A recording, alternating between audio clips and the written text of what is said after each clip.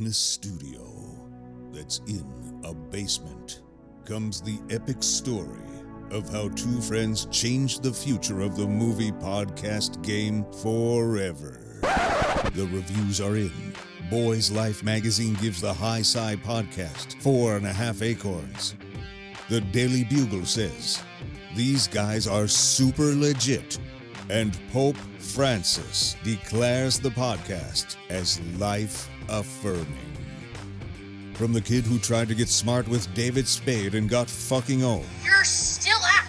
You're still bad. And the guy who can name all four Baldwin brothers. Alec, William, Daniel, and the baby boy, Stephen. Live from the studio of his parents' basement, the Have You Seen It podcast.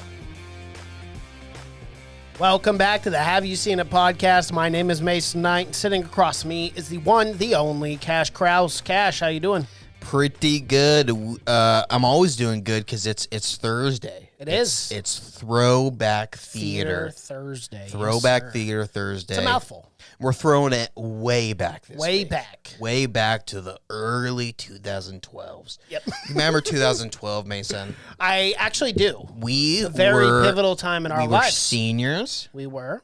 Obama was president. He was. Things were looking great for the country. Well, at that point. On the rise. On the rise. Things were looking yes. good. So promising. We had a bright future ahead of us. We were graduating. Shia LaBeouf was getting arrested in the streets every night. Every other fighting night, yep. police officers, fighting anyone he could get his hands on. It was Yes. vintage Shia LaBeouf. But I'm excited to talk about. I had to look up and make sure we never talked about this film before. Because I'm surprised because this film is one of my favorite gangster films of all time. This is one that I have watched more than once, too, before I went back and watched it again. Yeah, I love this film. This is one of my favorite gangster films. We're on the same boat here. When you brought up Lawless, because, we normally will go back and forth on our throwback theater. Absolutely, yeah. But when you brought it up, I was like, hell yeah, let's review it. But I did the same thing.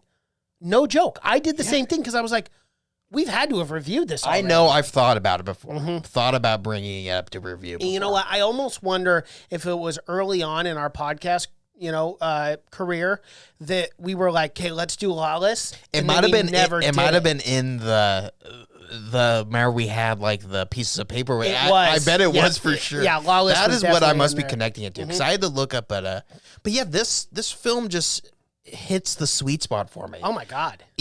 I remember seeing it in theaters in 2012 and it was one of my favorite films of 2012. Yeah. And who doesn't love a good 1920s bootlegging story to begin with? But not even that, but every single character in this film is played by a I don't know how they got actress. Yeah. so many, because I remember this was a smaller film. It was almost like indie. It was only playing in downtown Vancouver at the theater. Yep. And I remember I went and I was blown away. I couldn't believe that more people weren't talking about this film. One of the last films too of the old Weinstein Company. Yes. Absolutely. Well, he's had a few since 2012. Well, one of the last. That wasn't. Yeah. Well, I think he had dozens of films come out. Yeah, I guess so. Yeah. I just think of it as the. I guess it wasn't even the turning point. No. Yeah, that was only like 2016, I think. Yeah, that was not that long ago. But yeah, that's what it was a Weinstein product, but that's Weinstein always did small films. You know, that's how he got everyone to start. But directed or written by rock star Nick Cave. I don't know if you heard he does like gothic rock. Oh, okay. But he does a lot of really good songs. But he wrote this film about a book. So this is like a based on a book called The Wettest County in the World, which I have to get my hands on this book. It's got to be a pretty good book if it's anything like the screenplay. And the best part of it, it's written by Matt Bondurant, which is the great grandson of Jack Bondurant, played by. Wow. Yeah, that's pretty awesome. Played by Jack Bondurant is played by Shia LaBeouf. Yeah. So I got to get my hands on it. Yep. It's fucking. But what I was saying is every character in this film, I'll read off the cast list: Shia LaBeouf, Tom Hardy, Gary Oldman, Mia Wasikowska, she was in earlier, but she's great. Jessica Chastain, which is my numero uno in this. You do love Chastain, and in this film, dude, she is playing that 1930s fucking like, oh my god, dude, it's perfect. Jason Clarke, this film kind of introduced me to Jason Clarke, who's a phenomenal actor at this point. He's been in everything. Probably last seen, unfortunately, on Pet Sematary. But he was by far the best part of that film. Yes, of course. Yeah. That and the cat. Yeah. The cat was pretty good. Cat was great. The cat was pretty good. Great pretty cat. charismatic. Real cat actor. No CGI cat in that. No.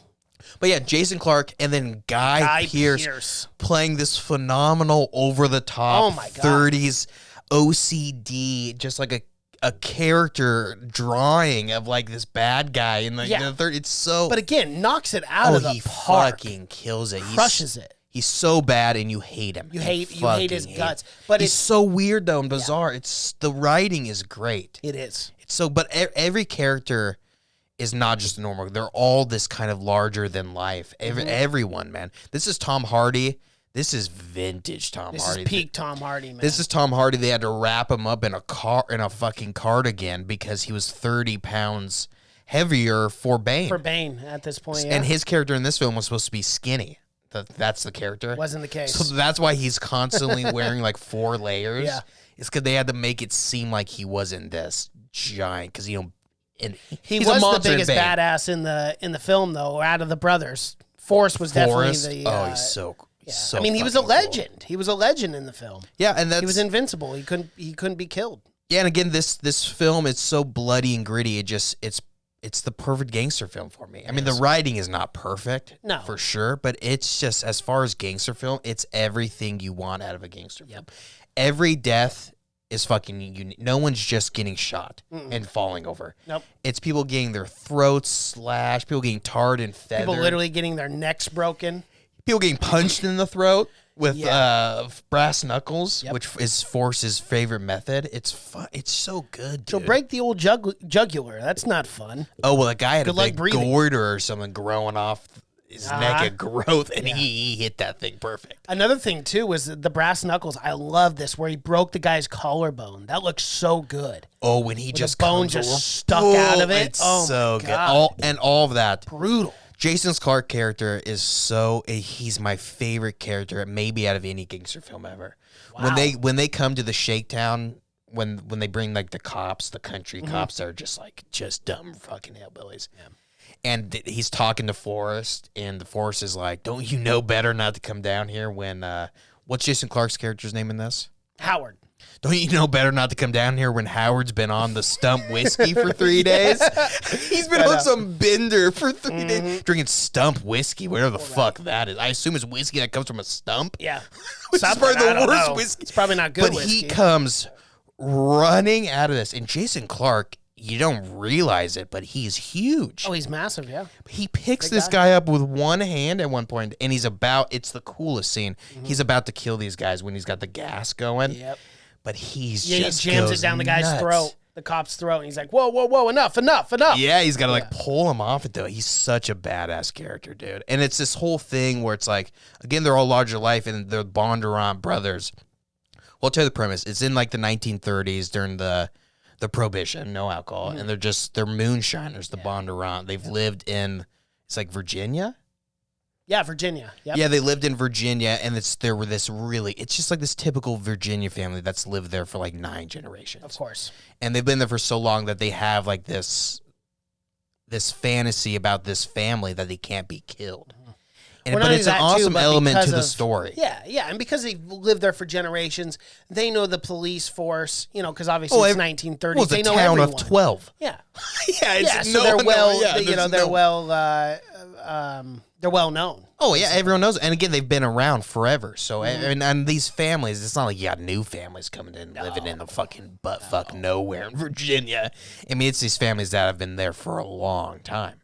But yeah, they're like the most famous moonshine runners, though. But it's so cool how it's set up, and they're like, during this time, you can look up and you can see 100 stills in the mountains, and you look up and it's just, you can see all the fires. All the fires, yep. It's so cool. It's awesome. But so they can't be killed is the thing. So the whole time you're kind of questioning, is that legit, or is it, obviously just some hillbilly fucking? I don't know, man. I'd say they might not be invincible, but they're pretty fucking tough to kill. They are, and when Forrest gets his head damn near sawed off, but he's helped out. That's the thing about it. The whole thing is you never feel there's never a fantasy element. It's all about these guys that have become legend. Yeah. But it's never like that in real life. And it was almost with less whimsicalness, obviously, but almost the Jack Sparrow effect, where it was a lot of myth and storytelling but we actually knew the facts of what happened. So like the back hair with Jack Sparrow, but with this and like with Forrest, it's like, he walked 20 miles into this hospital. His head hanging off. With his hanging off. When really it was Jessica Chastain driving him to the hospital. Which still impressive. He could even live doing that. But that's where myths and legends are born. You can't argue these are not the toughest bastards. Oh, yeah. This is a different kind of breed of people. But it's told in a very unique and awesome way. But Guy Pearce's character, we got to talk about him. Mason Wardell. Mason Wardell, the greatest, what a perfect 1931 fucking attorney general or whatever the hell he is. Yep. Commonwealth's attorney. He comes from Chicago. It's just the characters are all, again, bow tie wearing. No eyebrows. Got a shaved line down the middle. Down the center. He's weird. He gives me like, he's from Chicago again, so very city. Yep. He hates these fucking hillbillies. Yes, he does. He reminds me of Mr. Smith when he's in The Matrix. He's talking about how much he hates it and how these people are so gross and how it disgusts him. That's very true. He hates it. But he's a great fucking villain. He's like OCD, so no one can touch him or anything like that. And but he's a piece of shit.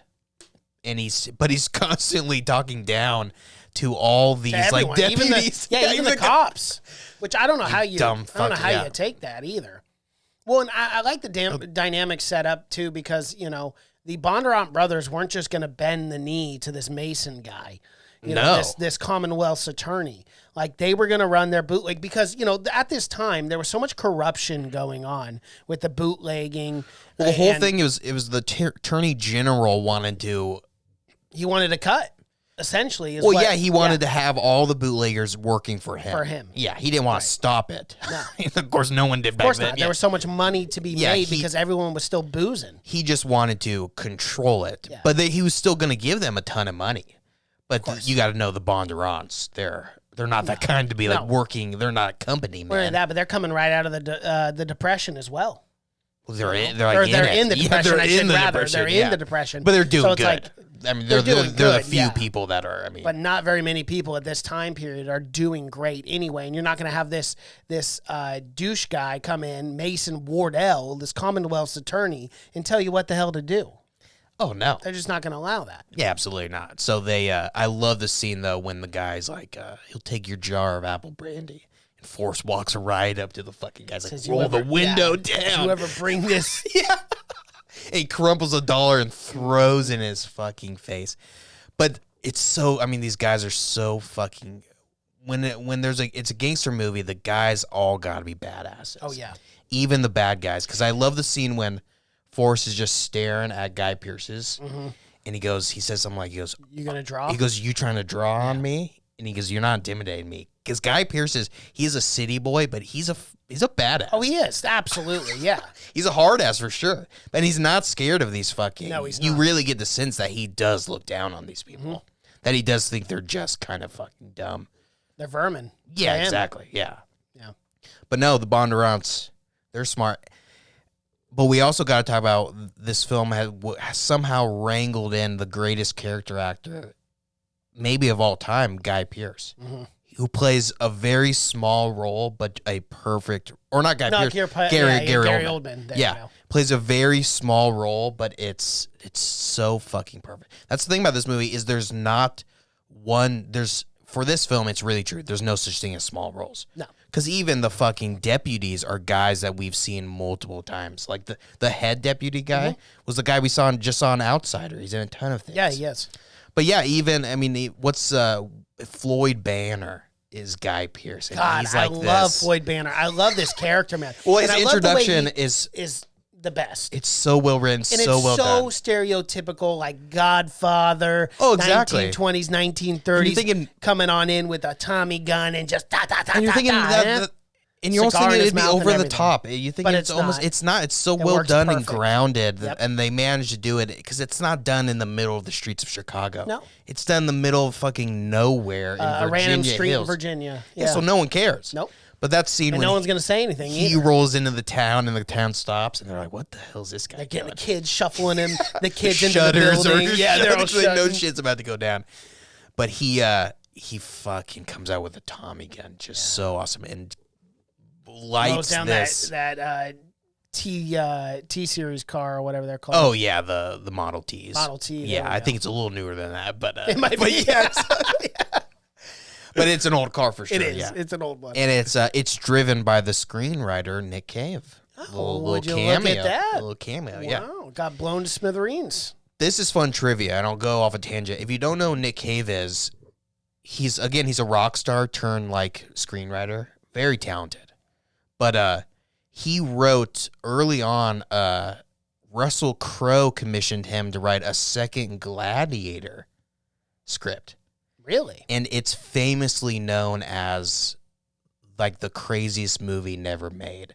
Because it's about Russell Crowe's Gladiator. Because remember Gladiator, he dies at the end. Yeah, of course. So like right after that happened, they were talking about a sequel and like a prequel sequel?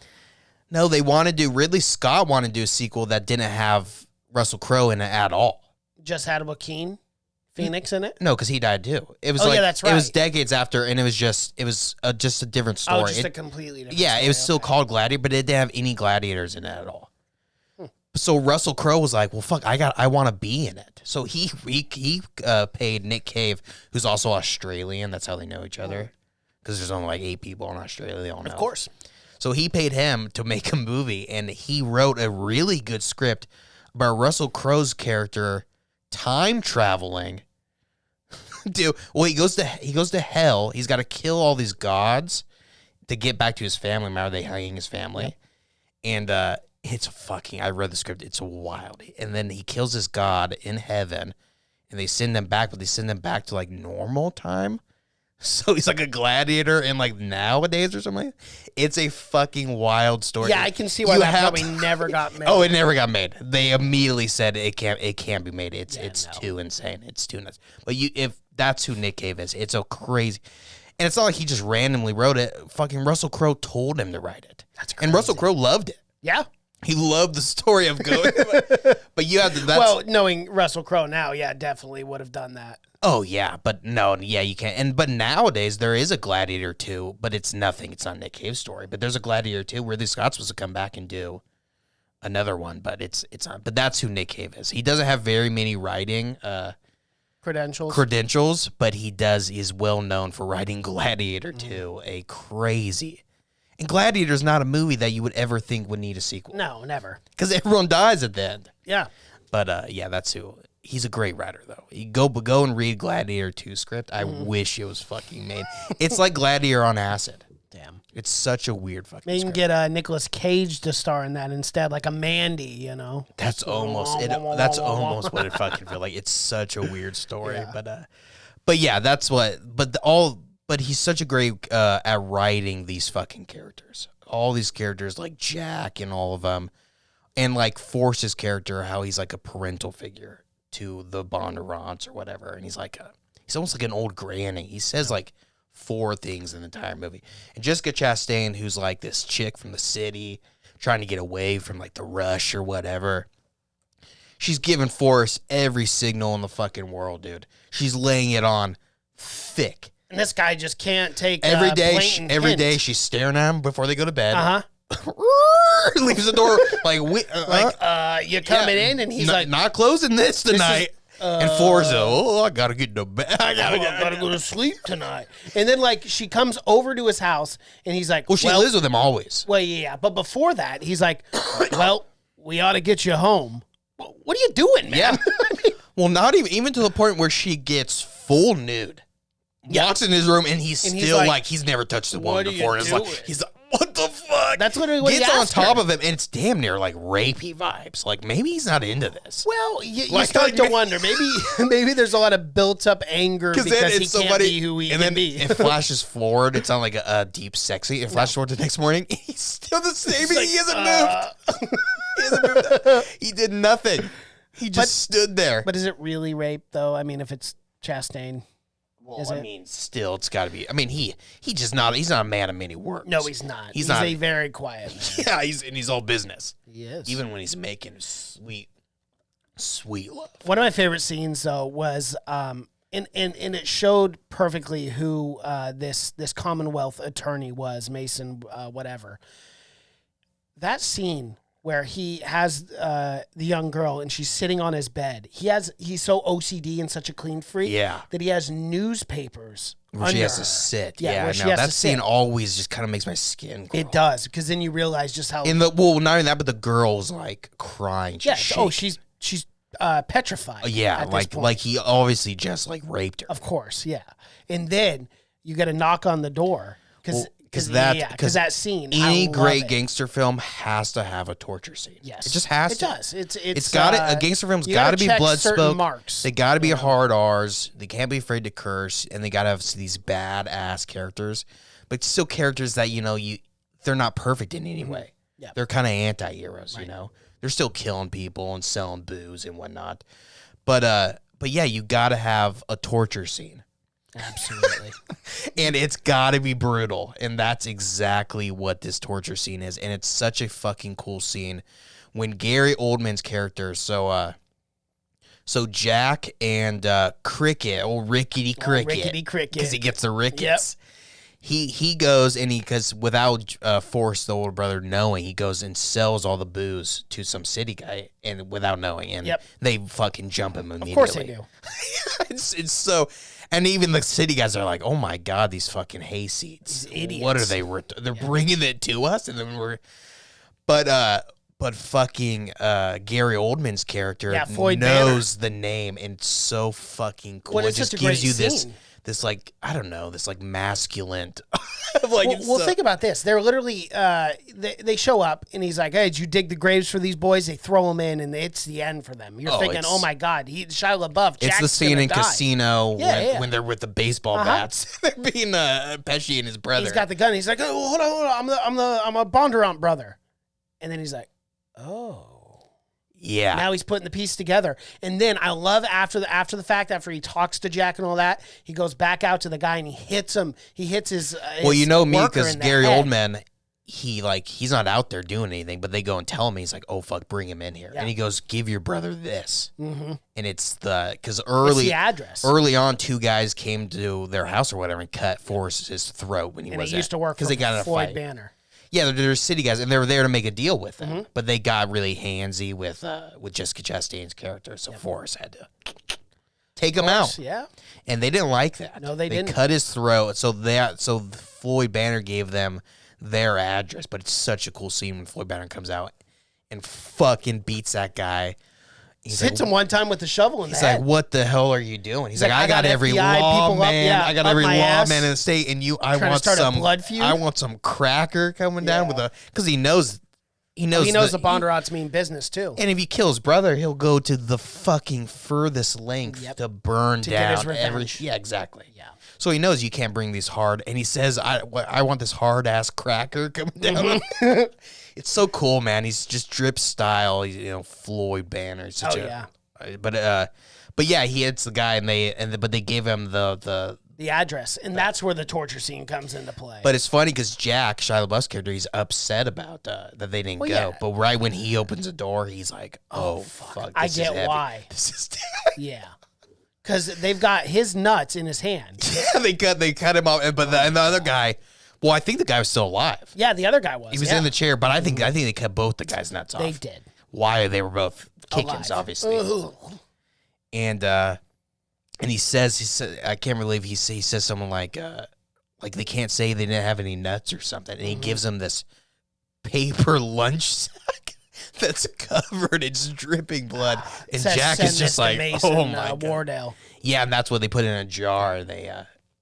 It's a great scene. Though. He drops it, and then the glass breaks, and you see the testicles. Yeah, and it's also a scene where it's like oh Jack is like, he's not ready for this. You got no idea what gangsters got to fucking do. Yeah, you know, because he's kind of been, he's the youngest one, so he's been sheltered, and just sees gangsters in like comics and shit. And they set that up perfect when they were selling booze. In the basement, the party for the funeral. That was a really good scene. Yeah. It was a great scene. And then, someone's holding him up with a knife, and you can see how terrified Jack is. So they set up his character right away, and then he can never pull the trigger. And that's why I loved at the end of this, where he was finally able to do that. Yes, finally able to pull the trigger. It's not everyone's fucking. That's what I love about this film too. It's not like going and killing is fucking simple. Like it's you always see that it weighs heavy on all of them. Even Jason Clarke's character Howard. Yeah. He's the craziest one, but he's drunk all the time. Yep. He's got fucking bad. He's got to supplement that. Yeah. Yeah, and he's late. He's the reason that Forrest got his throat cut because he was supposed to be at the meeting. He was. And he was getting drunk with his buddy and some lady. But you feel that it's heavy, weighing heavy on anyone that's got to take a life in this. But Forrest Except knows. for Mason. Mason just snapped old Crickety Ricketts. Oh yeah, well, neck. No problem. He's got no problem killing these fucking these hillbillies. Yeah, he has no problem. But yeah, I love that scene when they go and he follows them to the place where they're making the booze or whatever. Well, because he gets dirt on his face. Well, Jack Bondurant, he got sloppy, man. Yeah, he brought Mia to fucking who's like hardcore Mennonite or something. I know, no kidding. It was a weird thing.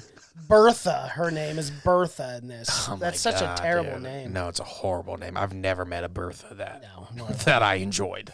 I don't think I could honestly say I've ever met one. A Bertha? No, because no one's named Bertha unless you hate your fucking unless you hate her. But yeah, she's some hardcore fucking religious. Mm-hmm.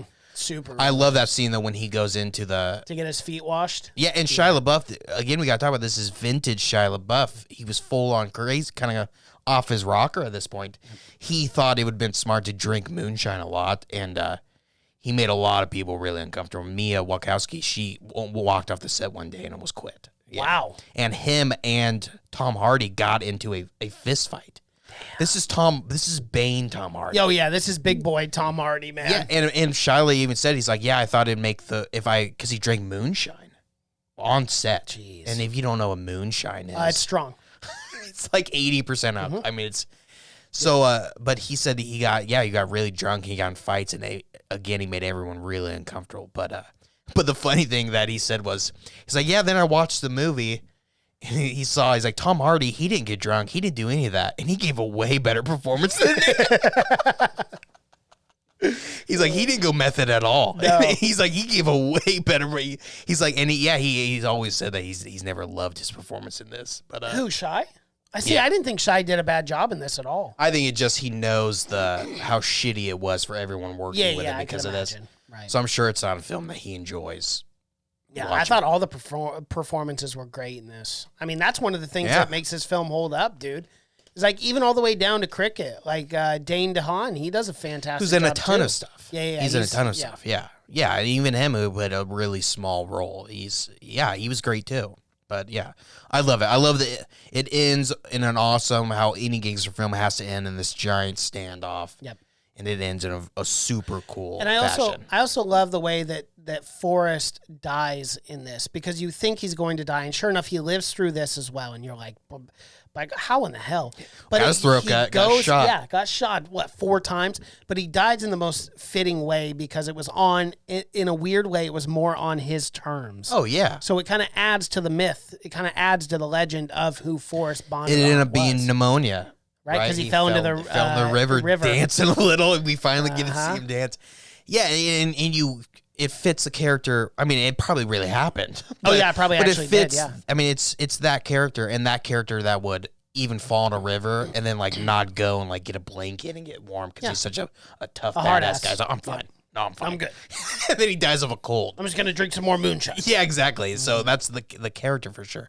But I love that ending when they all kind of get together. It's great, man. It's a nicer ending than you're used to with gangster films. Yeah, absolutely. But and that's why I think maybe some people didn't love it, because maybe it's too too candy at the end, I guess. And maybe even some of the scenes, I didn't mind it. How the story beats sometimes just like, oh, well, how did we get here? But it hits everything for me for some reason. And that was one of the things that really shocked me. I never knew this, but Rotten Tomato has this film at 66%. 217 reviews. Yeah, I am in strong disagreement with that. I think this is going to have, it hasn't been long enough, but I think it's going to have a real cool following. Yeah, it will. Absolutely. I just love this, especially if you love gangs. It's blood-soaked. Yep. It's gritty. It's fucking the violence. And I love the dynamics between the brothers. The violence is so down to earth. When Forrest hits people with those brass knuckles, it sounds like he's just hitting fucking meat. Yeah, it does. It's not like a Wow or a Pam or anything. It's fucking metal on bone. Yep. And that scene when Jason Clarke again hits that guy's collarbone. Who does that? And the blood just pours, and he just goes, ah! Yeah, it's just poking out. Punch me in the knee, punch me in the face, hit me anywhere else. Just don't punch me in the collarbone. Don't come so straight painful. Down. Yeah. So painful. Oh, that's fucking your life up. Yeah, it is. You're gonna feel that every single day. But that's what I love about the violence in this film is it's so gritty and down to earth. Yeah. And it's R. A gangster film has to be R. Has to be. Why that shouldn't have to be even said, but. It has to be. It has to be. And it's funny enough, but Tom Hardy will go on to play another gangster. Al Capone. Which is on Amazon Prime. Still have not seen it. Now. I hear he shits himself in that. Oh, wonderful. Yeah, I hear there's a scene where he's just violently shitting himself. I might check it out. I heard it was not good at all. It's supposed to be horrible. Yeah. I haven't seen it either. Yeah. But it's supposed to be really bad. Sucks. I mean, you can go check out our trailer reaction. Well, it's Josh Trank, the guy who did Fantastic Four. Oh, that sums it up. One of the worst. That's right. Yeah. That's one that we'll have to watch someday and get drunk and review. Absolutely. Because that's supposed to be just unwatchable. It might be have to replace Fast and Furious this year since we're not going to get it. Because that's the only way I can get through one of those films is getting drunk. We can just go back and watch it fast. Any of them. we could. Yeah. We can go back and watch the last one week because I don't remember a single anything thing about it. Yeah. So we could literally go back and watch the last one. Hobbs and Bra. No, it's Calvin and Hobbs. Calvin and Hobbs. That's right. All right. Well, would you recommend Lawless to people? Absolutely. This is a strong recommendation for me. You got to go see this film if you haven't. It's on Netflix. It just blows my mind how many fucking good actors are in this. Yeah, definitely. It blows my mind. I don't know how it's like the perfect storm. I don't know how they got this many people, and it's a small budget. $26 million. Turn around to the box office, made 54. I mean, none of these guys were making very much money off this film. No. And Shia LaBeouf, who was coming off Transformers, the biggest, and then Tom Hardy was in Dark Knight. Yep. Crazy. It is. I'd recommend it, though. I agree. Absolutely. Alrighty, well, that is our review. If you guys are watching on YouTube, please be sure to like this video, comment below, subscribe to the channel, hit that bell notification as we drop videos here every single day. If you want to find our podcast in audio format, you can find that on Spotify, iTunes, SoundCloud, Google Play, and Stitcher. Social media pages, Twitter, Seen It Podcast. Cash is on Twitter. That's just Cash. Instagram, Have You Seen It? Facebook, Have You Seen It Podcast. Thank you so much for watching and listening. My name is Mason Knight. That is Cash Krause. And until next time. Bye.